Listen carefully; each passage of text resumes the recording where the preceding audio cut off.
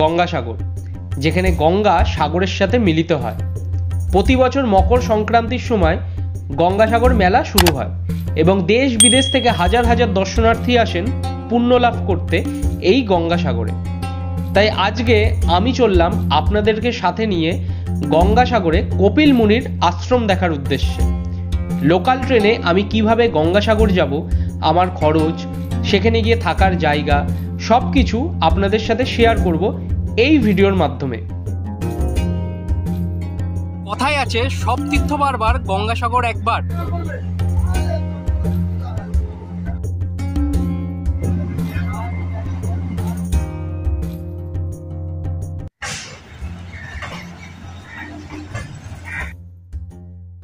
এই বন্ধুরা, welcome back to my channel. স্বাগত জানাচ্ছি তোমাদের আরো একটা নতুন ভিডিওতে। এখন ঘড়িতে সময় হয়েছে ঠিক সকাল 6:31। আর এই মুহূর্তে আমি দাঁড়িয়ে আছি শিয়ালদা রেলওয়ে স্টেশনে। আর আজকে আমার গন্তব্য গঙ্গাসাগর। লোকাল ট্রেনে কিভাবে গঙ্গাসাগর যেতে হয় সেটাই আজকে এই ভিডিওতে তোমাদেরকে দেখাবো। আমার ট্রেন আছে শিয়ালদা সাউথ ডিভিশন থেকে শিয়ালদা লক্ষ্মীকান্তপুর নামখানা লোকাল, যেই ট্রেনে করে আমাকে পৌঁছাতে হবে কাকদ্বীপ রেলওয়ে স্টেশনে। কারণ গঙ্গাসাগর যেতে হলে আগে কাকদ্বীপ রেলওয়ে স্টেশনেই পৌঁছাতে হবে। চ্যানেলে প্রথম ভিজিট করছো অবশ্যই কিন্তু চ্যানেলটাকে সাবস্ক্রাইব করে পাশে থাকা বেল আইকনটা প্রেস করে রেখো পরবর্তী ভিডিওর নোটিফিকেশনের জন্য। So let's go, enjoy this journey. এই হচ্ছে শিয়ালদার সাউথ ডিভিশন।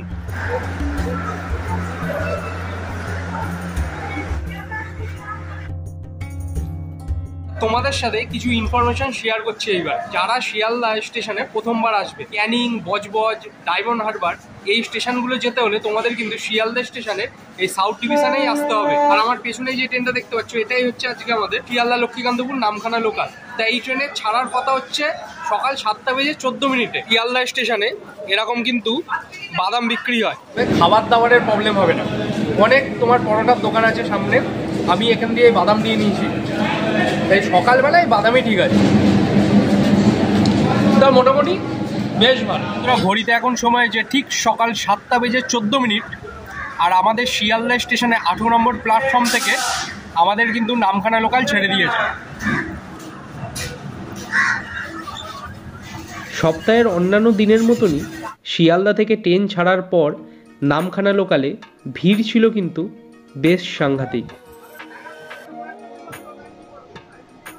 শীতের সকালে কুয়াশার মধ্যে দিয়ে ট্রেন চলছে তার নিজের গতিতে, নিজের লক্ষ্যে। কেউ যাচ্ছে নিজের কাজের উদ্দেশ্যে, আবার কেউ যাচ্ছে নতুন জায়গা ঘুরে দেখার ইচ্ছা নিয়ে। যেমন কি আমি চলেছি তোমাদের সাথে নিয়ে ভ্রমণের আরও একটা গল্প লিখতে, অচেনা অজানা এক পথের পানে, তোমাদেরকে সাথে নিয়ে। শিয়ালদা থেকে 61 কিলোমিটার ডিস্টেন্স কভার করার পর আমি এসে পৌঁছেছি লক্ষ্মীকান্তপুর রেলওয়ে স্টেশনে। আর এই স্টেশনে আমাদের পৌঁছানোর কথা ছিল ঠিক সকাল 8:54।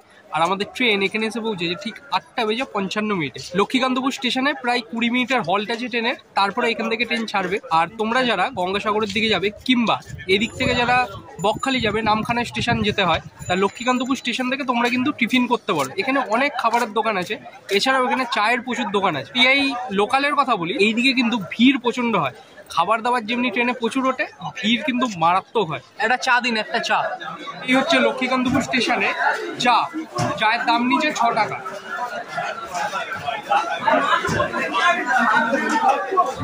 তো বন্ধুরা, ঘড়িতে এখন সময় হয়েছে ঠিক সকাল 9:15। আর লক্ষ্মীকান্তপুর স্টেশন থেকে আমাদের শিয়ালদা নামখানা লোকাল কিন্তু ছেড়ে দিয়েছে। আর ট্রেন ছেড়েছে 2 নম্বর প্ল্যাটফর্ম থেকে। চাটা যে খেলাম, চাটা মোটামুটি বেশ ভালো খেতে চাটা।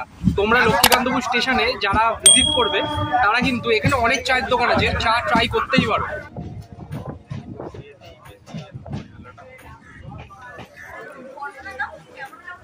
ঘড়িতে এখন সময় হচ্ছে ঠিক সকাল 9:54। আর আমি এই মুহূর্তে পৌঁছে গেছি কাকদ্বীপ রেলওয়ে স্টেশনে। আর এইবারে আমি তোমাদের দেখাবো কাকদ্বীপ রেলওয়ে স্টেশনের কোন দিক থেকে গেলে তোমরা টোটো স্ট্যান্ডটা পেয়ে যাবে। এই হচ্ছে বন্ধুরা 1 নম্বর প্ল্যাটফর্ম। আর এই প্ল্যাটফর্মেই কিন্তু ট্রেন থেকে আমি নেমেছি। আর এই 1 নম্বর প্ল্যাটফর্মের বাদিকে বেরোলেই কিন্তু টোটো স্ট্যান্ড তোমরা পেয়ে যাবে। কাকদ্বীপ স্টেশনের বাইরে এখানে টোটো পেয়ে গেছি। এখান থেকে আমাদের যেতে হবে ভ্যাসেলঘাট, আর সময় লাগবে 15 থেকে 20 মিনিট। আর ভাড়া পড়বে মাথা পিছু 20 টাকা। কত ভাড়া পড়ে? রিজার্ভে গেলে তোমাদের 100 টাকা মতো ভাড়া পড়বে।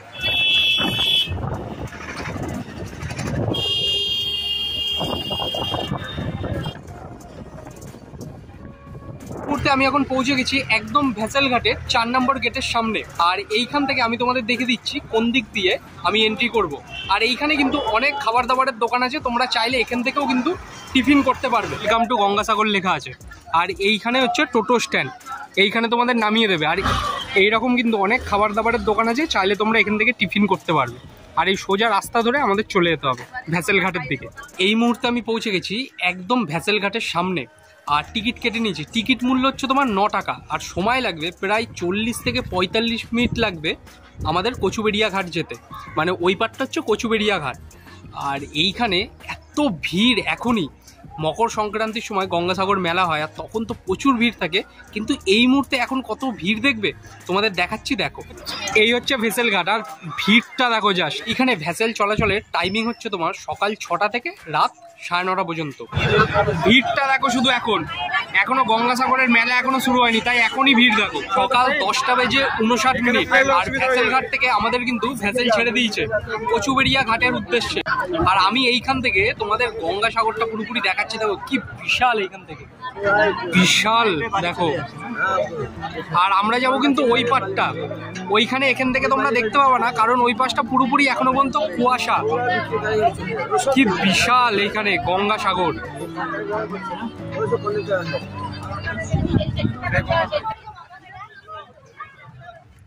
ঘড়িতে সময় হয়েছে ঠিক সকাল 11:38। আর আমি এই মুহূর্তে পৌঁছে গেছি কচুবেড়িয়া ভেসেল ঘাটে।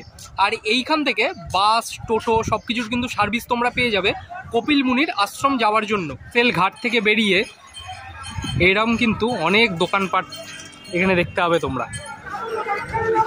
এইবারে আমি তোমাদের ভাড়া সংক্রান্ত বিষয়টা বলে দিচ্ছি। এই কচুবেড়িয়া ভেসেল ঘাট থেকে কপিলমুনি আশ্রম পর্যন্ত যাওয়ার বাস স্ট্যান্ড পর্যন্ত যেতে তোমাদের টোটো ভাড়া পড়বে মাত্র 10 টাকা। এছাড়া এইখানে তোমার টাটা সুমো আছে এবং ম্যাজিক গাড়ি আছে। এইগুলোতে তোমরা যদি রিজার্ভ করো তাহলে তোমাদের রিজার্ভে ভাড়া পড়বে 1600 টাকা করে। আর যদি তোমরা শেয়ারে যেতে চাও তাহলে ভাড়া পড়বে 50 টাকা।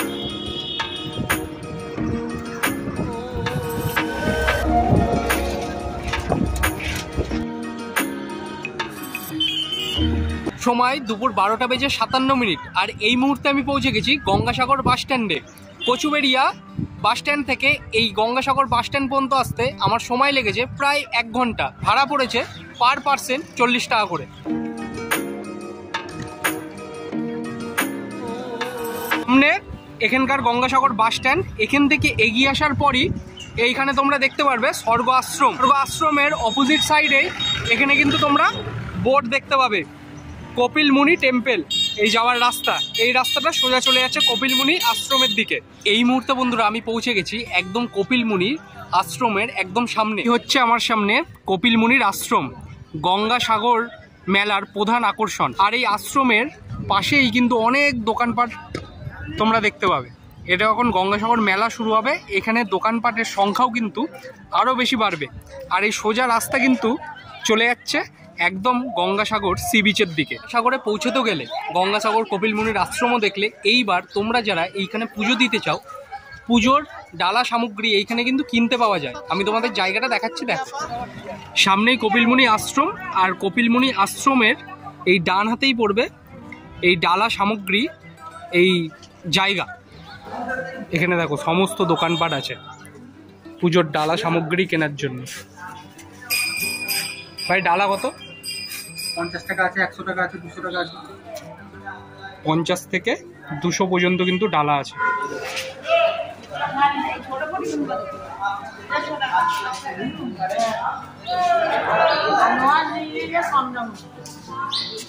আর তোমরা যদি এখানে পুজো দাও, তোমাদের ডালা সামগ্রীর দামটাও দেখিয়ে দিলাম। মানে 50 টাকা থেকে শুরু হয় একদম 200 টাকা পর্যন্ত। এছাড়াও পুজোর আরও সামগ্রী আছে, তোমরা এখান থেকে কিনতে পারবে। এইবারে আমি তোমাদের গঙ্গাসাগর সি বিচটা দেখাবো, তা চলো যাওয়া যাক। হচ্ছে গঙ্গাসাগর সি বিচ। আর এই পাশটা জাস্ট ভিড়টা দেখো। এখন গঙ্গাসাগর মেলা কিন্তু এখনো পর্যন্ত শুরু হয়নি, আর ভিড় দেখো এখনই। কথাই আছে সব তীর্থ বারবার, গঙ্গাসাগর একবার। বিচের ধারেই অনেক কিন্তু ছোট ছোট দোকানপাট পাবে, এখান থেকে তোমরা চাইলে শপিংও করতে পারো। এই আশ্রমের পাশেই এইখানে কিন্তু অনেক টিফিনের দোকান আছে। গঙ্গাসাগরে কপিল মুনির আশ্রমের আশেপাশে অনেক কিন্তু হোটেল আছে, তোমরা কিন্তু এখানে থাকতে পারবে। তা তোমাদের আমি একটা হোটেল দেখাচ্ছি, সরকারি আবাস যোজনা। এইখানে কিন্তু অনেক কম খরচায় তোমরা একদিন থাকতে পারবে। যুব আবাস পশ্চিমবঙ্গ সরকার, এইখানে কিন্তু তোমরা থাকতে পারবে। এইগুলো সিঙ্গেল বেড 249, তাই তো? তো এই হচ্ছে 249 টাকার রুম, প্রত্যেকটা বেড 249 টাকা। আর এখানে কি লকার দিয়ে দেয়? এখানে এই লকার দিয়ে দেয় না, এটা আছে, ওগুলো চাবি দিয়ে দেয়। আচ্ছা আচ্ছা, এর জন্য এক্সট্রা ভাড়া লাগে না তো? না। তোমাদের এখানে 249 টাকার আমি রুম দেখালাম। এইবারে আমি তোমাদের 1000 টাকার ভিআইপি রুমগুলো দেখাচ্ছি। আর এখানে কিন্তু আরো রুম আছে, 890 টাকারও রুম তোমরা পেয়ে যাবে। তা আমি তোমাদের এখন পার ডে 1000 টাকার একটা রুম দেখাচ্ছি। আর ঠিক কত সুন্দর পরিষ্কার পরিচ্ছন্ন। এই হচ্ছে ভিআইপি রুম।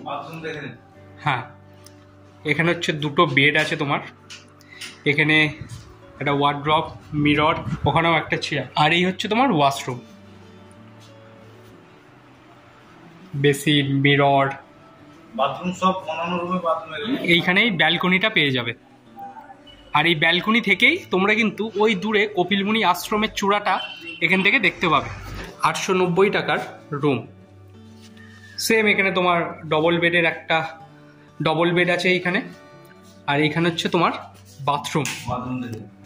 এই হচ্ছে বাথরুম, তোমার বেসিন, মিরর। আর এইদিকে বেশ সুন্দর ঝা চকচকে বাথরুম। এই রুমগুলো তো দেখিয়ে দিলাম, 1000 টাকার রুমও দেখালাম, 249 টাকারও রুম দেখালাম। এইবারে এই হোস্টেলেই তোমাদের আমি কটেজ দেখাচ্ছি। কম খরচায় তোমরা কটেজে কিন্তু থাকতে পারবে। আর এই হচ্ছে হোস্টেলের কটেজগুলো। এখানে কিন্তু পরপর 3টে কটেজ কিন্তু তোমরা দেখতে পাবে। তার মধ্যে একটা কটেজের আমি রুম তোমাদের দেখিয়ে দিচ্ছি, মানে 2 জন থাকতে পারবে। আর বেশ বড় কিন্তু ঘরটা। এদিকে 2টো জানালা, একটা ছোট্ট ডাইনিং রুম আছে, একটা সোফা আছে বসার জন্য। আর এখানে 2টো চেয়ার, ওয়ার্ড্রপ, টিভি। এর রুমের ভাড়া কত দাদা? 2234 টাকা ভাড়া। হচ্ছে তোমার মিরর, বেসিন, আর এই হচ্ছে বাথরুম। কিন্তু এই কটেজগুলো এখানে এসে সরাসরি পাবে না। এগুলো বুকিং করতে হলে তোমাদের যেতে হবে শিয়ালদার মৌলালি যুব কেন্দ্রে, ওইখানে গিয়ে কটেজ বুকিং করতে হবে।